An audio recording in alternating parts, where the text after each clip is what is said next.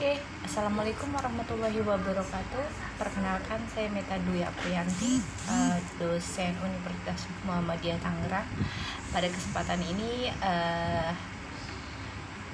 akan melakukan evaluasi tentang pembelajaran teori belajar dan motivasi belajar.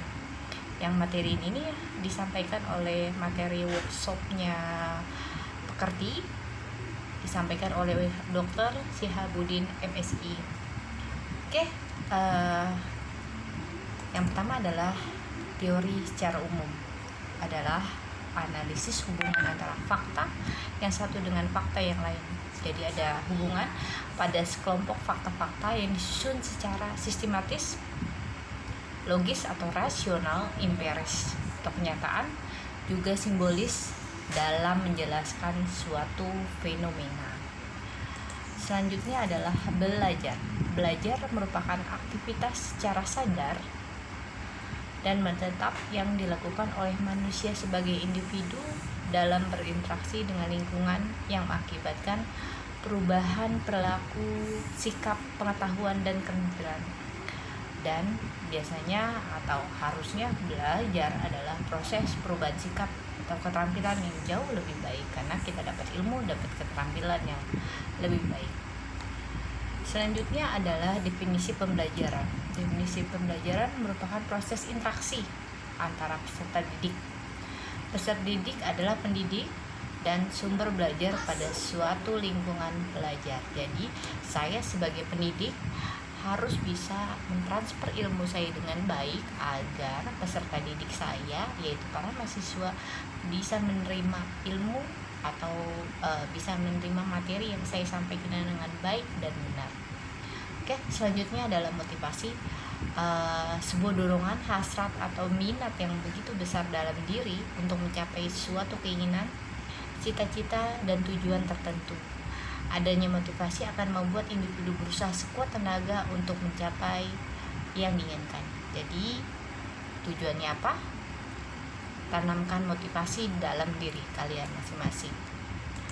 Selanjutnya adalah teori belajar. Jadi teori belajar itu ada 5.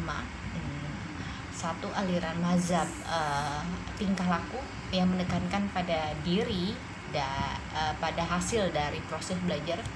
Jadi hasil apa sih yang didapat dalam proses belajar itu? Outputnya apa? Gitu.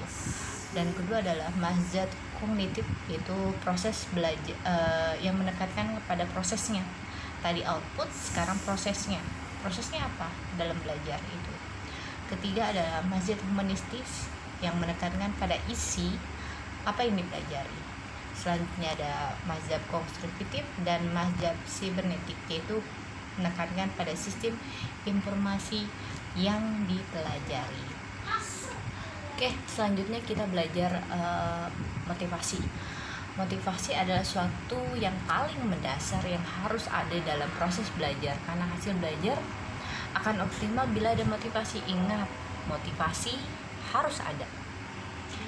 Motivasi bertalian dengan tujuan, yaitu fungsinya apa sih motivasi itu? Sebagai pendorong untuk mencapai sesuatu dari setiap aktivitas yang dilakukan, penentu arah perbuatan ke arah tujuan yang ingin dicapai. Jadi step-stepnya apa dalam mencapai tujuan tersebut? Menyeleksi perbuatan, dan terakhir adalah mendorong usaha untuk mencapai prestasi. Jadi di sini adalah saya harus sebagai pendidik harus mampu memotivasi mahasiswa agar terus mau belajar, terus mampu di titik jenuh yang mereka rasakan dari semester 1 hingga semester 7 dan 8. Dari situ adalah posisi mental dan money, biasanya karena di universitas swasta, di titik jenuh dan berusaha untuk maju terus atau tidak. Dan saya harus menekankan terus belajar, terus memotivasi, karena sebentar lagi kalian akan menjadi sarjana yang akan sukses, menghasilkan sumber daya manusia yang jauh-jauh lebih baik dari sekarang.